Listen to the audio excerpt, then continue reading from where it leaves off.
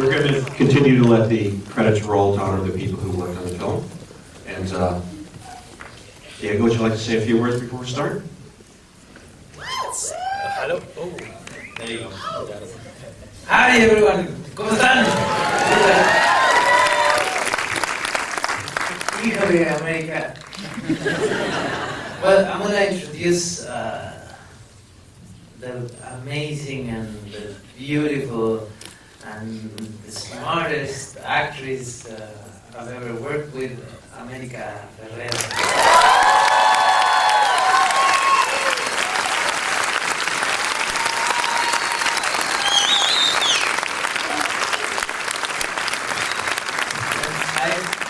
I say híjole because you know what you missed? There was a standing ovation. And I had no time to take a picture of it. I was taking selfies. I know, yeah. She was taking selfies with the title of Chavez in the board of our favorite cinema, at least in Los Angeles. It's mine. And we were so excited we were here that we almost missed our Q&A. But I didn't miss it. I was here and we were very excited. Maybe they can do it again for me later. All right, we have the camera ready. Let's all stand up and do another standing ovation.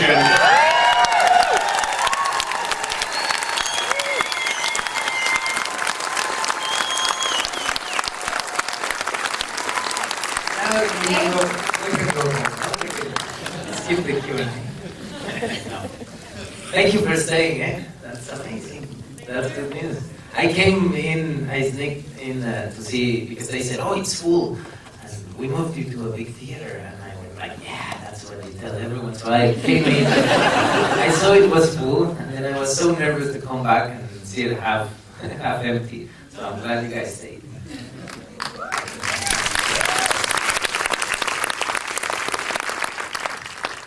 The first question I'd like to ask is, this has been a long time coming.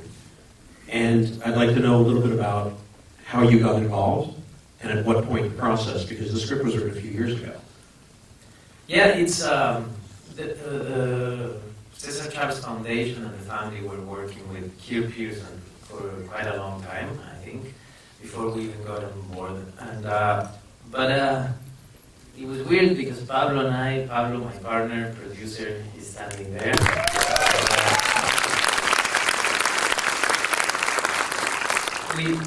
We talked about it. You know, we did a documentary about Julio Cesar Chavez, the boxer, and we came to promote it here. That was like 8 years ago. And we came to promote it here, and everyone was like, oh, it's not about Cesar Chavez. It's interesting. Okay, well, it's fine. I mean, in Vegas, no one said that, but in California, they did. So this story was on our radar, and when we decided to come and open an office here of our company that is based in Mexico and that keeps working a lot there, we said, let's find a story that can still be about us, but also have an appeal in the States that we can actually generate from here, but that we can, proudly go back to Mexico and share with the community we talk to. And this is a story, a perfect story for that, a story that reminds us that the border shouldn't break families and shouldn't alienate us as communities, that Mexicans should know that Mexican Americans are experiencing the other way around. So we went and sat down with the family, and apparently they liked us. It took time. It was like a 5-hour meeting, and Paul Chavez was looking at us like this, and then after a few hours he started to get relaxed and talking a lot about his father. And I guess the good thing is the distance we have with the story. Even though this is a lot about us, we also have some distance, not just a generational one, but because we grew up in the other side of the border, and we live in the city, and we had nothing to do with the farm workers' struggle in California. So we were a good way to talk to an audience that today doesn't know who Cesar Chavez is, to make sure his legacy is not forgotten, I guess. And very glad to how did you get involved in America? Well, I first found out that the film was happening in 2011. I was being awarded at the Cesar Chavez Foundation Legacy Awards for work I had done in education and voter registration. We're having a little earthquake. What? Was there We're having a little earthquake? earthquake. They are so good, they're moving this entire place. Wow, this is... I can tell you one thing. It's over, eh? It's over. See, I mean, you know about the earthquakes too, but we were in Good Morning America, where that is shot in New York City, where they don't know about the earthquakes. Yeah, it's over. This is just the walk I had before coming. You know, we were in Good Morning America, and they stopped everything. America and I were about to talk about our film, and they said, no, we have a special report from LA. There was an earthquake, a 4.5 earthquake. And we were like, what? For what? That's not, I mean, come on, that's just a reminder that you're alive, it's fine. And they stopped everything. They made us wait like an hour and a half for that earthquake, you remember? And they kept doing reports about it. Anyway, back to America. Back to you. It's beautiful. Quick, by the way, is that if that script did fall, the only people who would be hurt would be the three of us. It wouldn't even come near you guys. So. That's so sweet. I'm so traumatized right now. Maybe because I didn't realize an earthquake was happening. Oh my gosh, what was the question? How did I get involved? That's great. Okay. I first heard the movie was happening in 2011 when I was at the Cesar Chavez Foundation Legacy Awards, and immediately I heard they're making a movie about Cesar Chavez. Diego and Kanana are making it, and immediately I started campaigning to be a part of it. And it wasn't almost a whole year later, I got an email from Diego, and I was convinced that he was going to ask me to play Dolores Huerta. I was so excited. I thought, I'm going to play Dolores. And then he emailed me and said, I want you to play Helen Chavez. And I said, who is that? And why? And I thought, oh God, it's the wife, and she's going to stand by and be very loving and very gentle. And she's going to have nothing to do. So I was a little bummed about that. And then I got on the phone with Diego, and he said, absolutely not. This woman was a huge part of this movement, and no one knows about that. And Diego, to his credit, was excited about showing her story as well, which myself as an actress, as an activist, as a woman, was very excited and grateful that Diego wanted to show the contribution that she made, that could have so easily been painted with a very general brush and no one would have ever second guessed it. She was three-dimensional, there's no question about that. I mean, her support of her husband, her support of the cause, and I thought that there was a great balance between that and, of course, her kids. So that was really beautifully done, and you did an amazing job.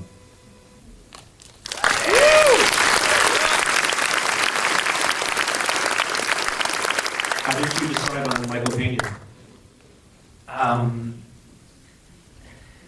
I did auditions, you know. I have to say that I put Michael in my list when I was dreaming about the film, but then I said, our community is not celebrated in film. It's not that probably you can go in film and see many options and many actors showing what they have, you know. Many times our community is represented with so many stereotypes and falling into the cliche.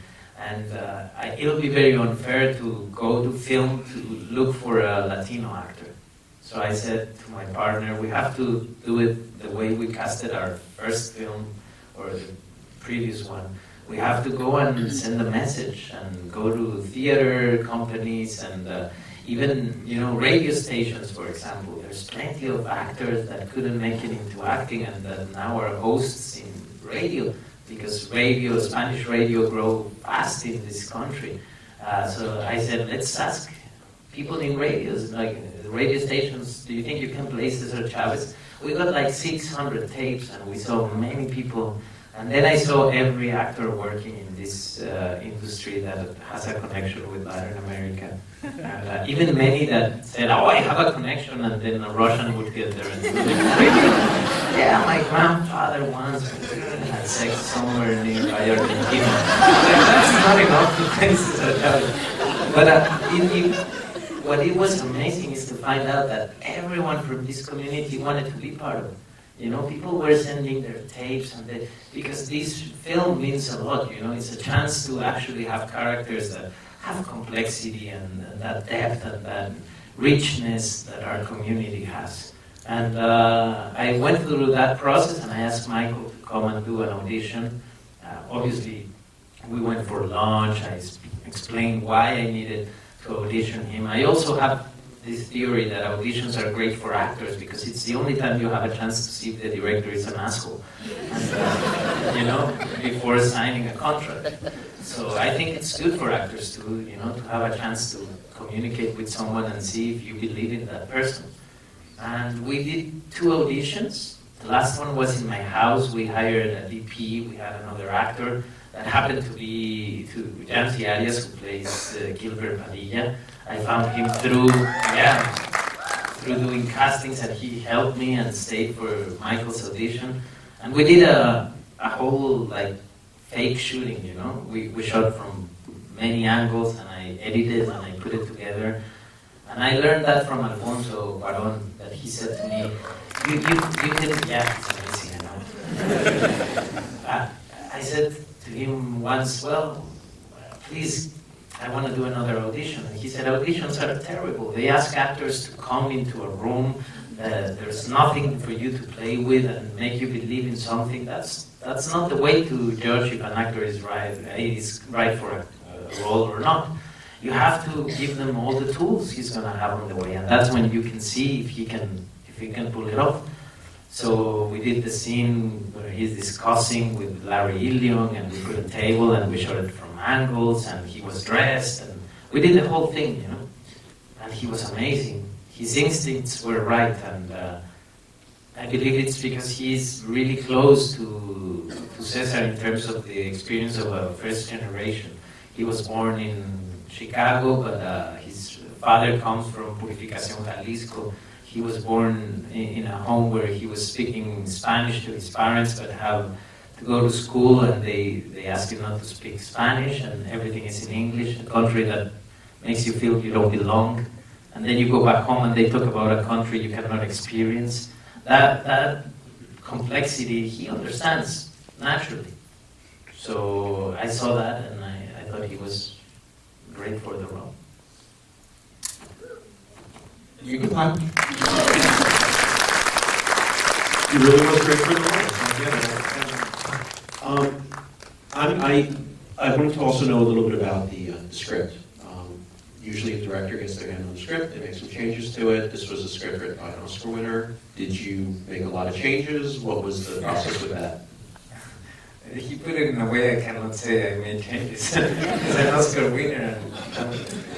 You know, the guy doing it. There comes a degree of professionalism when you get to that level. And you know, in fact, what happened, and it's very interesting that we worked with 2 writers on the process, and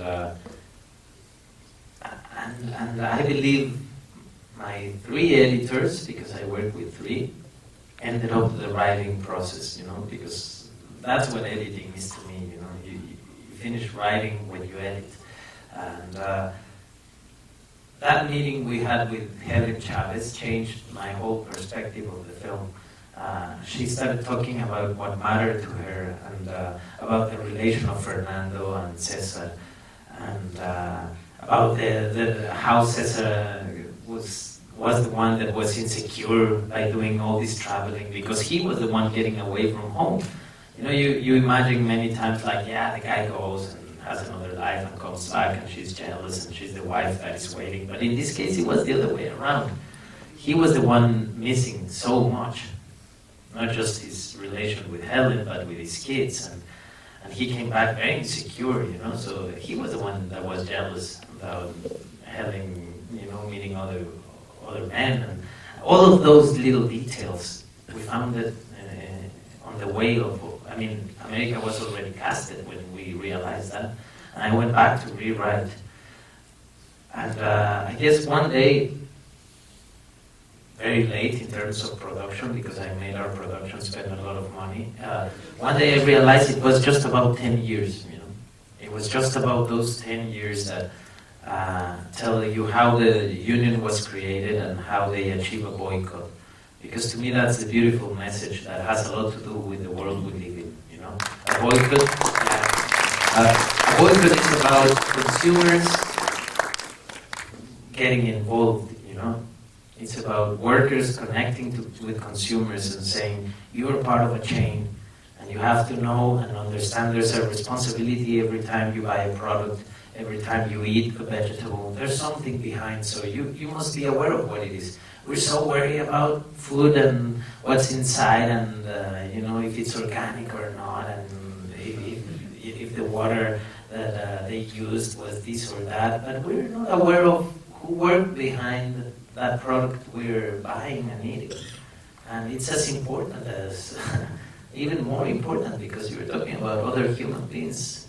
And so, to me that was the beautiful message to talk about, you know, how the boycott worked and how they, even though they were breaking their strikes and everything was going wrong and things were looking terrible, they went around and talked to consumers, and it was mothers talking to mothers, saying, hey, behind that grape is the work of my 7-year-old, you want to be part of that?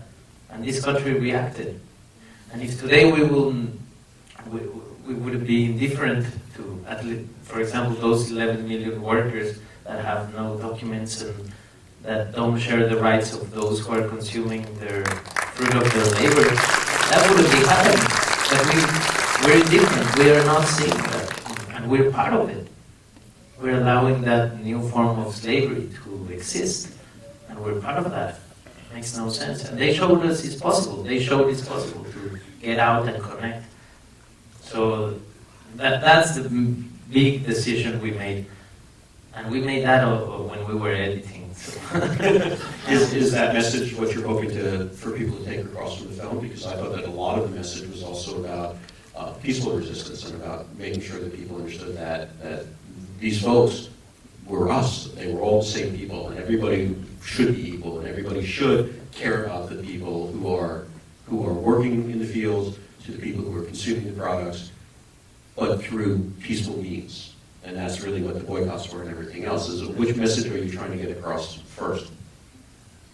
First, that if you don't make this film successful, we won't be doing another film soon. So that's the very first message I want to get out here, that our life depends on you talking about our film and promoting it. Besides that, it's definitely what you're saying, a non-violent movement. But I think this is not a film about just our community. This is a film about how America reacted. And that's when we talk about consumers, and we're all consumers. When you buy a ticket for a film, you allow that voice to exist. So that's our responsibility, you know. You don't go and buy a ticket for a guy you don't care about, or a story you don't give a shit about. That to me is what the beautiful message this film sends and what makes this film universal, you know. America, did you get a chance to speak to Helen before you actually shot?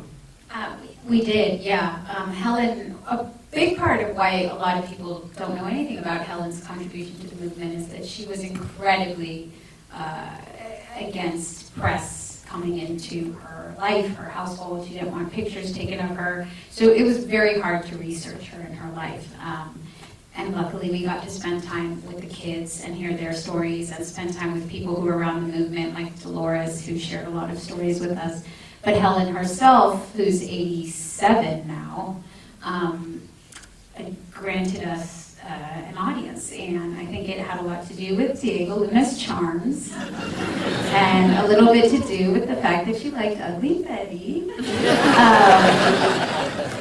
But she sat down with us, and what was meant to be a sort of 5-minute blessing turned into an entire hours of an afternoon spending time with her and hearing her stories. And you know, what became so clear was that her journey was it was very hard to tell where she ended and where Cesar began. They married at 19 and then had 8 children together through their 20s. I mean, who they became was so wrapped up in one another. And it was amazing to see how fresh and how close the loss and the sacrifice was for her, because the country lost a hero and the movement lost a leader, but Helen lost her partner, and she still feels that sacrifice. And you know, the first conversation I had with Diego about this film, he said to me, I'm making a movie about a father and about a husband and about a man. I don't want to make a movie about a hero or an icon, because if we can tell the story of a man, an ordinary person who did something extraordinary, then we can show people that Cesar lives in every single one of us, and that we all have the capability of making the sacrifice to lead and to organize. In the 5 hours that you were talking to her, I read that in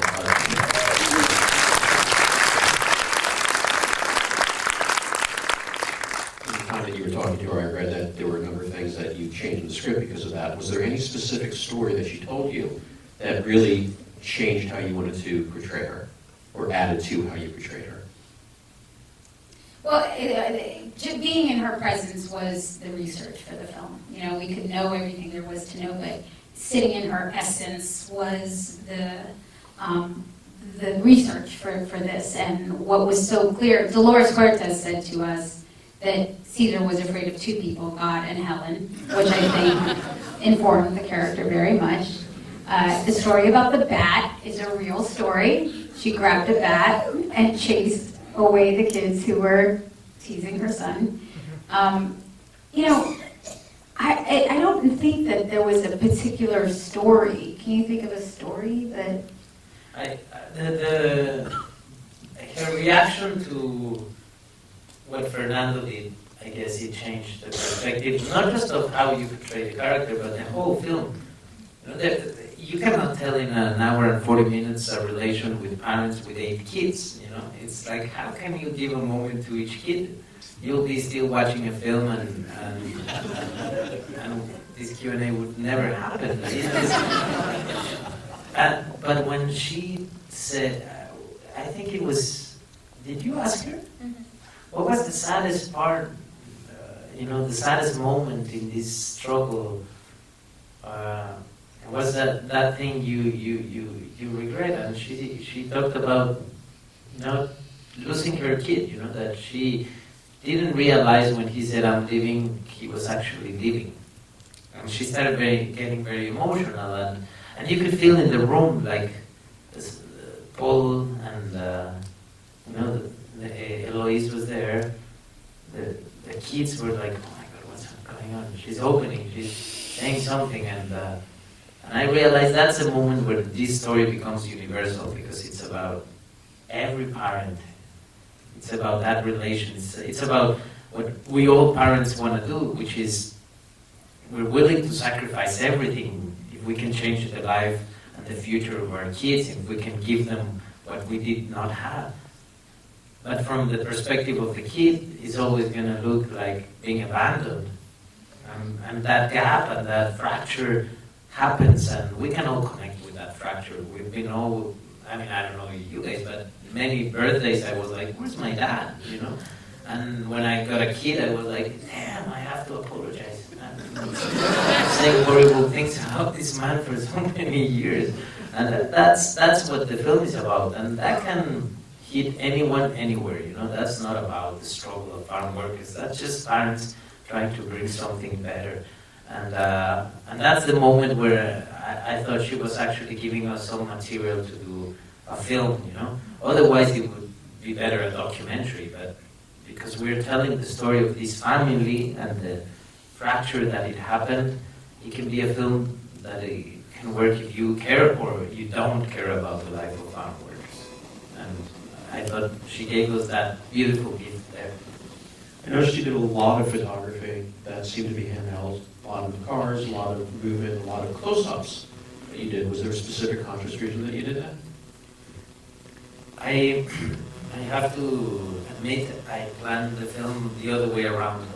I thought always I was going to have a steady cam, and I wanted the camera to be floating and a little far from characters. And when I shot the first film on the fields, I realized I was completely wrong. And what was happening is that we were romanticizing the experience, you know. It was looking beautiful. Because yes, if you are in your car driving through the fields, it looks amazing. You want to own that. You go like, oh my God, this is beautiful, let me take pictures.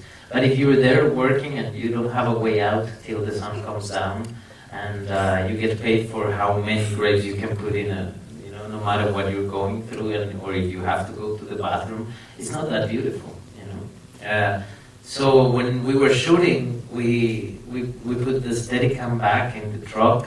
We sent almost half of the equipment we had, and we put the camera on the shoulder of the DP,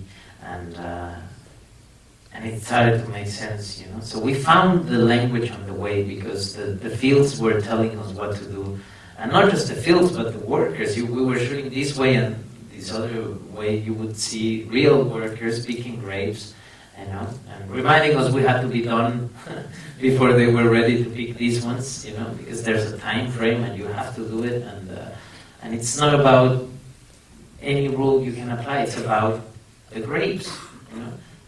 They don't care about their needs. It's about the grapes. They have to be picked in a week, and it's now, and boom, up, and you know, attack, go for it. And it's. I mean, it was miserable, you know, the way we shot this film. Also because every penny we put in front of the camera. So the conditions also for us working were rough, you know. You shot it beautifully, especially in the fields where you really kept it very gritty. And when he was talking to the kids who were past the picket line underneath, how they kept in the shadows, where they were the undocumented, the unknown workers, I thought that was really beautifully done. I could talk for a long time about the beauty and the aesthetics of the film, but I think that the reason that we're also here is to really talk about the man. And I'd like to throw the questions to the floor so that we can ask this incredible director and this lovely actress. Already we got the questions. Go ahead. I've been an educator in LA for 8 years, and I think that schools across the country are not teaching much about this really important story. I know Steve McQueen has worked with the National School Board Association in developing a curriculum around 12 Years a Slave. Is that something that you would consider doing, distributing the film to schools and using it as an educational tool? Wow, that's not good. You got me. She's a teacher. She has a curriculum that was built around 12 Years a Slave, and she's wondering if Diego would be interested in considering building a curriculum around Cesar Chavez in the movie. How was that? Thanks so much. Yes, of course. That would be amazing. This film is being made so we let young people know this is part of their history. And the most amazing screenings, besides this one obviously, have been the ones we've made in high schools, and it's all about that. It's all about letting young people know in this country this is possible, you know.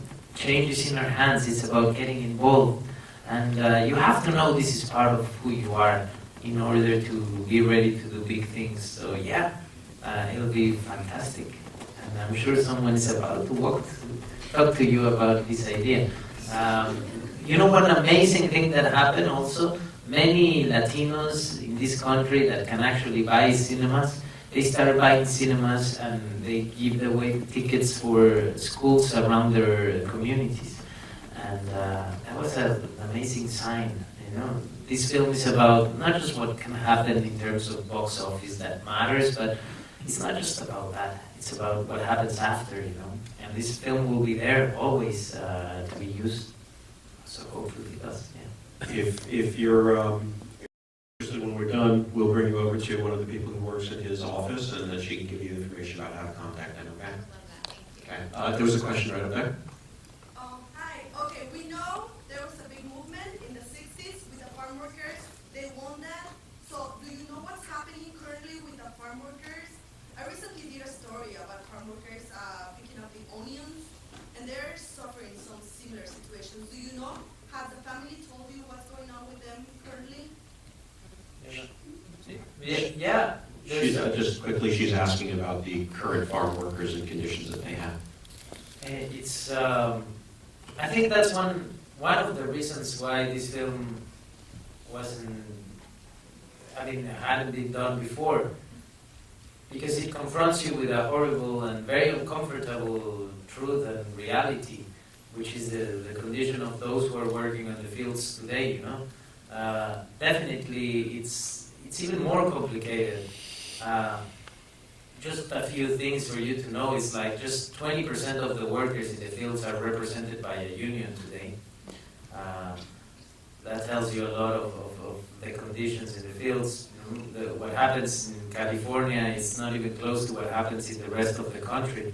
And I'm not saying that what's happening in California is good.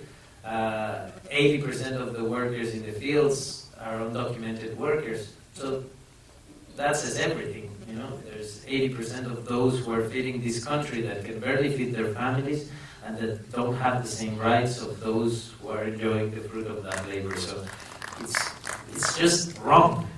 And this movement it's interesting that it's been around for more than 50 years, you know, and it's because there's a need for change to come. But it won't happen if we consumers don't get involved. It's not going to come just from them. That's never going to happen. So it's about us letting them know we care about their story. Sir? Yes, I just want to follow up on the comment from the teacher here. Well, first of all, I want to acknowledge my partner who, for many years, organized the Cesar Chavez walk here in downtown Los Angeles. And if we decide to take on, you know, what the teachers here are asking, we do need stewards of his legacy. We do need more people. We need the industry to get involved in how, you know, preserve this legacy and push it forward. The last couple of years, there hasn't been a Cesar Chavez walk, so maybe hopefully you can get involved and help restart that somehow for next year.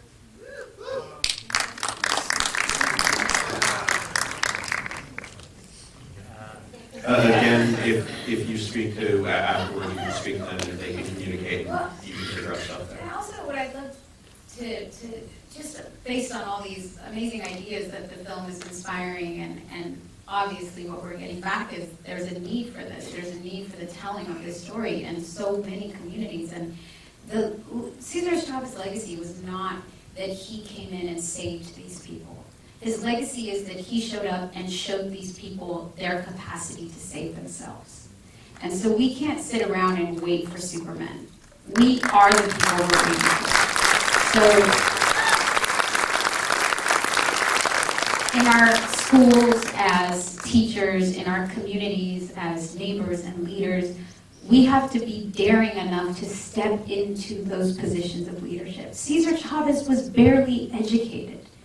He stepped into the role of an organizer because somebody had to, not because he was the most qualified. He went to illiterate, undereducated, poor people and said, you can bring the agriculture industry down to its knees. Not me, but us together. You have to show up.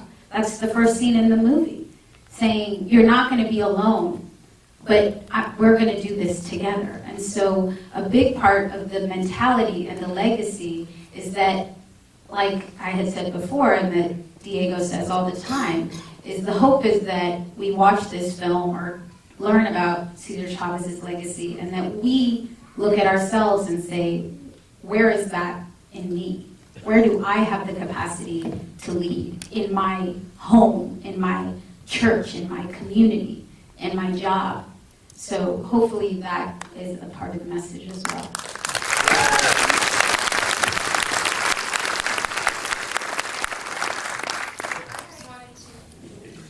Thank you. We'll get you next. I'm sorry. Sorry. Okay, thank you. I just wanted to say thank you to the both of you.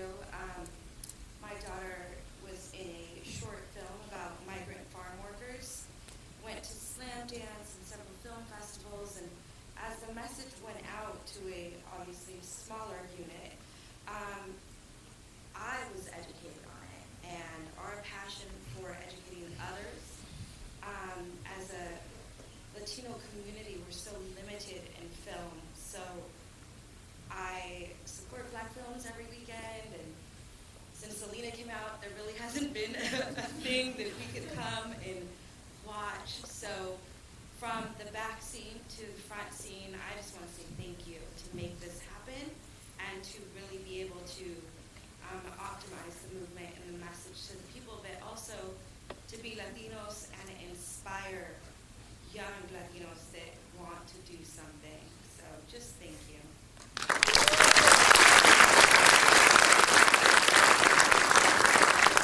What's your daughter's name? Her name is Michael Peña.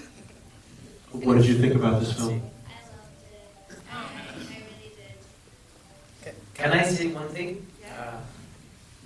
I mean, thank you so much. This is everything. I mean, I didn't know this existed in film. You know, this happens in theater, but never in film.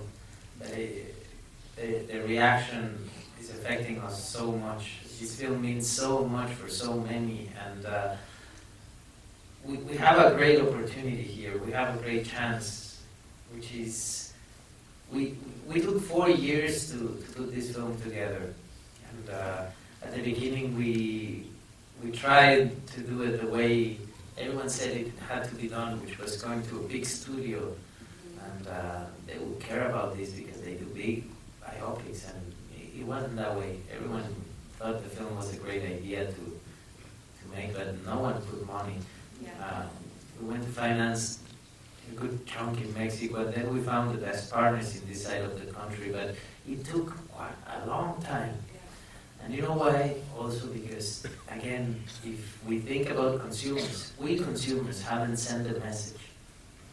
If we tell everyone making choices in this industry that our stories matter, that we want to go to the cinema and have a chance to be represented and use the screen as a mirror to see characters that look like we do, that go through an experience that happens to have to do something with who we are.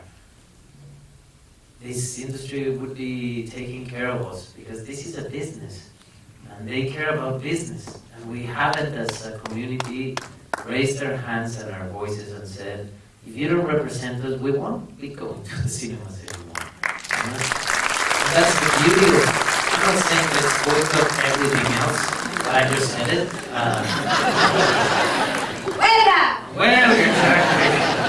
But if we keep going to the cinema and buying tickets and tickets for films that have nothing to do with us, or that have a Latino that dies in the second act, and that happens to be very funny but always dies and makes the lead go crazy and fix the world, if we keep supporting that cinema will exist forever. We have a chance here. It's about making not this film successful, our community represented. You know, it's important. This is a good time for us, and that applies for everything. You know? Oh, so anyway.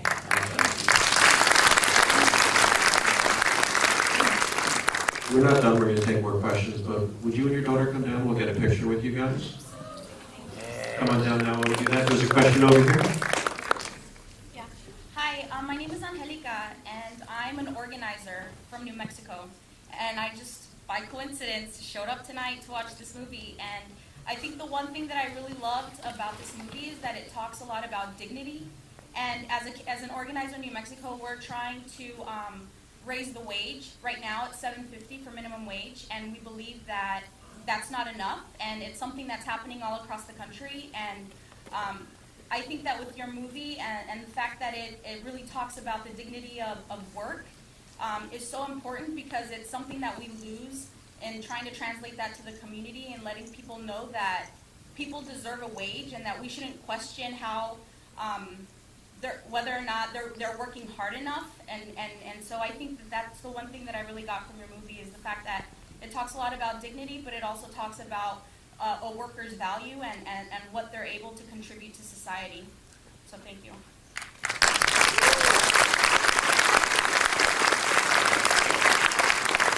You were expecting this kind of response? No.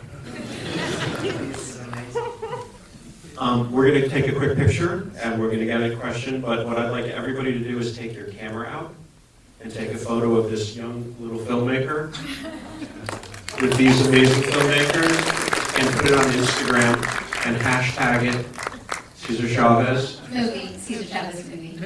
And let's get some people out who are going to be interested in seeing that.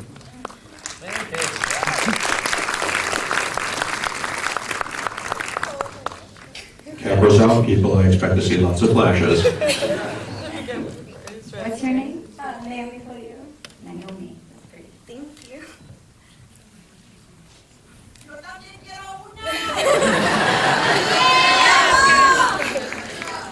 You should have brought your mom.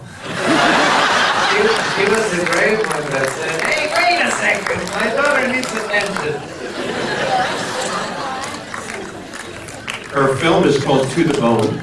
It's on YouTube. It's a short film by Aaron Lee, so take a look at that. And unlike normally in ArcLight, you can't, use your phone, but please feel free to text that one right now with more questions. There was one all the way up in the back. All the way up in the back. Go ahead. Hi, my name is Erica. For making this film, my question to you both is, well, first of all, thank you for glorifying something else aside from crime for Latinos, because every time we are portrayed as crime, monsters, gangsters, and whatnot, drug dealers, and this is a refreshing look on Latinos. Thank you so much. I brought up children because it's my responsibility as parents to bring educate my children that there's more. We're very diverse in everything we do. My question to you is, how responsible did you feel bringing this film to light and your roles to portray it as accurate as possible? How responsible do you feel? Well, I felt so incredibly honored to be asked to be a part of the film. And of course, playing a character who lived, I felt responsible in doing her justice. But I have to say, I feel responsible in every role that I take on. I think early on in my career, I really was afraid of the label of you're representative of this whole community or you're a role model. Those are all really scary things to try and understand. But what I think I've come to understand is that we're all responsible for how we do the things we do.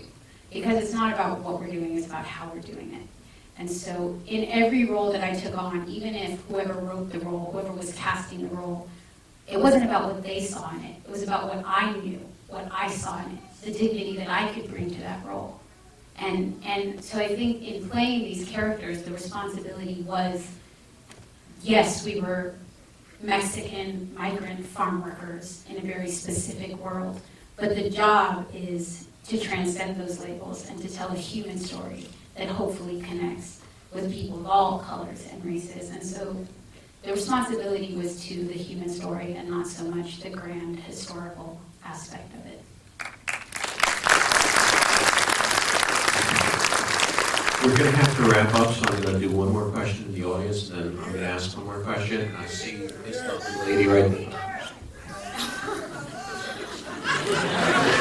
All right, we'll do two questions. First you, go ahead. Let me say one thing. I like those guys. They organized, There were so many voices for one person. That's the way to do it. And you're in the shadows. We don't see you. And it's not that we don't want to see you. We don't see you. There's no light on you, but let's make two. Go ahead. We're going to have her do it first, and then we'll jump over to you. Go ahead. Thank you for the movie. My question is, what are the chances of people who actually is working on the field right now getting closer watching this movie? Well, it's for them to watch the film, right? We did a beautiful screening 3 days ago in Delano. We went to 40 acres, the place where everything started, for us, but also for the period of time we're talking about. You know, it's a gas station they gave to them to have their offices, and that it was like those gifts that, I remember my father when he was coming back from film festivals, he would give me a t-shirt of the film festival as a gift. I went then to film festivals, I realized they were for free, and they put them in a bag when you arrive. That was the kind of gift they gave them, It was a house, a place with a shadow so far away from anywhere where there was people around that you could organize. And the whole movement started from that place. And 40 acres became this amazing, today it's a national monument, you call them, or parks. I don't know the term, but basically you arrive and things happen for this country there. Well, we were there showing the film to 1,000 farm workers that were sitting on the outside looking at this amazing screen at night. And it just felt like a moment in the film, like, when he's fasting in that place and people just goes and stays there. It was an amazing screening. And then we realized that this was very little people. In terms of numbers, of the amount of people working on the fields that can actually see the film. But there's been many organizations that from that moment to today have said, let's do screenings for farm workers. We as a distribution production company and the whole team around the marketing team and everything, we went through this moment where we said, we might be doing wrong. We need a version in Spanish, because if 80% of these workers are undocumented, and probably many of them, they crossed the border very recently, they're going to want to see the film in Spanish. So we did a version in Spanish.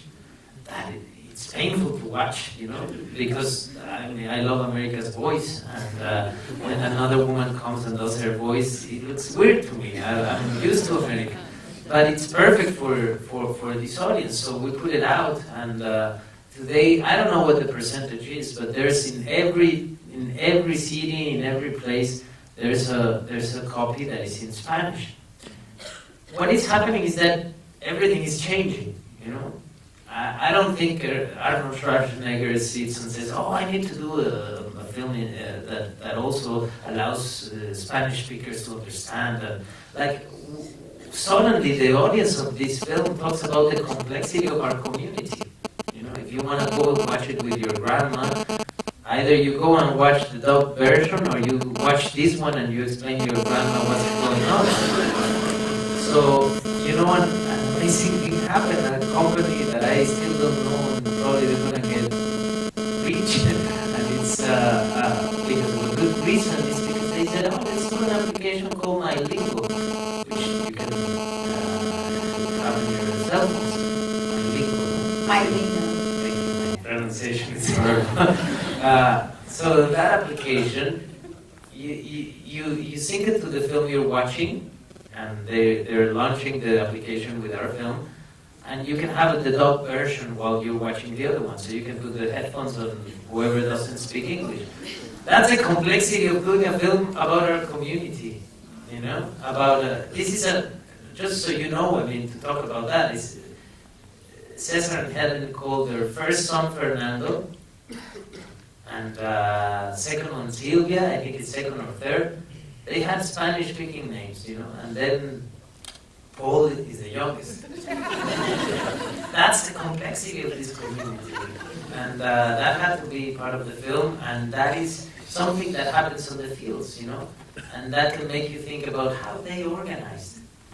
It's amazing. It's Mexican Americans, first, second generation, while people still was crossing the border. That complexity is part of the big struggle today to organize it. You can also organize another way, which is to make sure that you use your social media channels right after this screening to let people know what an incredible film this is and that they should come and see it. It's so important to do. Let people know that it is funny. Use your Twitter, use Facebook, let everybody know what an incredible film this is. add a photo of these guys so that they can know, hey, these people coming out, they're supporting their film. And also, I want to say too, it is incredibly important for that the Latino community show up, see themselves, share this film. But at the same time, Cesar's legacy, he managed to connect the Filipino workers with the Mexican workers. He managed to show a Caucasian housewife in the 60s what her connection to a Mexican migrant farm worker's life was. If we don't realize that this isn't just about Mexican farm workers, this is about social justice, this is about human rights, this is about not just brown faces, but us saying, you know, we're all in this together. And I see a lot of faces out here that are not Latino faces, and I don't know about you guys, but I don't just talk to Latinos. I know a lot of other people, and if I go to my friends and my friends' families and my husband's families and say, this is important to me, so it should be important to you. You don't have to be brown to watch this film and understand the humanity in it. So the hope is that we reach outside of our own community too and say, you know, we're human, and so you should care. So I would urge you to go outside of the Latino community too.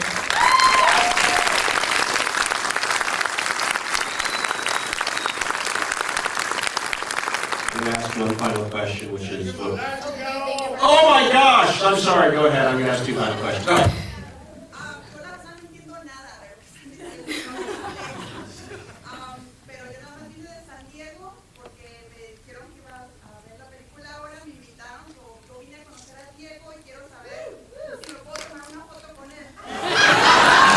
Okay, I'm gonna, very briefly, I'm gonna say she comes all the way from San Diego. She doesn't speak English.